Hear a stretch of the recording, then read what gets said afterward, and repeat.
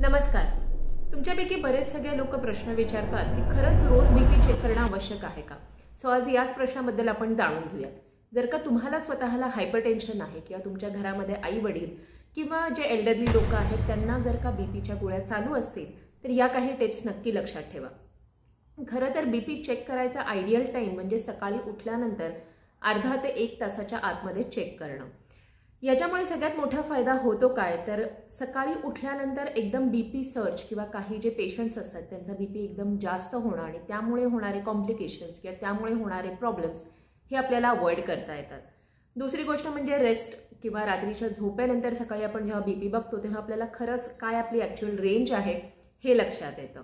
Right. So जर का तुम्हाला बीपीचा त्रास नाही आहे, तुम्ही गोळ्या नाही घेत आहात, तर आठवड्यातनं एकदा किंवा दोनदा चेक केलं तरी सुद्धा चालेल. पण सर्वसाधारणपणे तुम्ही तुमचं जे बीपीचं रीडिंग आहे ते रेकॉर्ड करून ठेवणं अत्यंत आवश्यक आहे. सो जर का तुमचं बीपीचं रीडिंग 120-80 असेल, त्याच्याच आसपास असेल, तर तुम्हाला काळजी करायचं काही कारण नाही.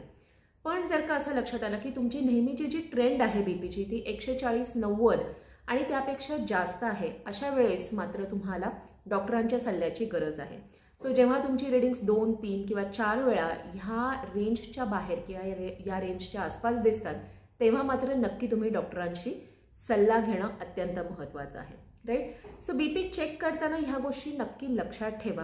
आणि तुम्ही रिसेंटली तुमचं बीपी चेक केलंय का आणि तुमचं बीपी कुठल्या रेंजमध्ये आहे खालती कमेंट करून नक्की कळवा. आणि हा व्हिडिओ तुमच्या घरामध्ये मित्रमैत्रिणींना सगळ्यांना शेअर करा. आणि अजून जर का आमच्या चॅनलला सबस्क्राईब नसेल केलेलं तर नक्की सबस्क्राईब करा. धन्यवाद.